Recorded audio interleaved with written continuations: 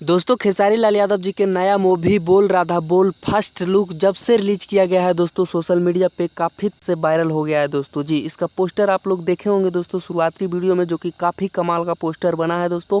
और बहुत जल्द इसका ट्रेलर देखने को आप लोग के मिलने वाले हैं दोस्तों। तो किस चैनल पे मिलेगा दोस्तों और किस तारीख को रिलीज किया जा रहा है, सभी कुछ इस वीडियो में हम बताने वाले हैं दोस्तों।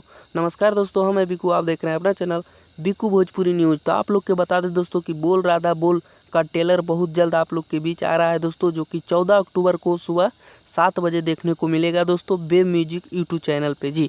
जो कि काफ़ी कमाल का ट्रेलर होगा दोस्तों। जिस दिन से फर्स्ट लुक वायरल हुआ है दोस्तों, उसी दिन से फैंस लोग बेकरार हो गया है दोस्तों देखने के लिए, खेसारी फैंस। और आप लोग के बता दें दोस्तों कि बहुत ही बवाल मूवी है बोल राधा बोल, जो कि हीरोइनी के रूप में साउथ हीरोइनी देखने को मिलेगा दोस्तों मेघा श्री जी, और हीरो के रूप में खेसारी लाल यादव जी। इसका डायरेक्टर पराग पाटिल जी है।